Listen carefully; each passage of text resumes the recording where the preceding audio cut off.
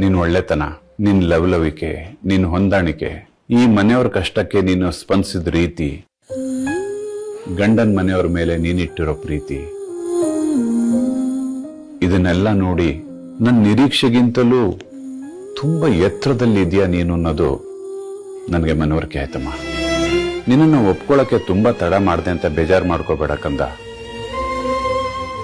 ಈ ಜಗತ್ತಲ್ಲಿ ಯಾರ ಮನೆಯಲ್ಲಿ ನಿನ್ನಂತ ಸೊಸೆ ಇದ್ದಾರೋ ಇಲ್ವೋ ನನಗೆ ಗೊತ್ತಿಲ್ಲ, ಆದ್ರೆ ಪ್ರತಿಯೊಬ್ಬ ಅತ್ತೆ ಮಾವ ಬಯಸುವಂತ ಅದ್ಭುತ ಸೊಸೆ ನೀನು.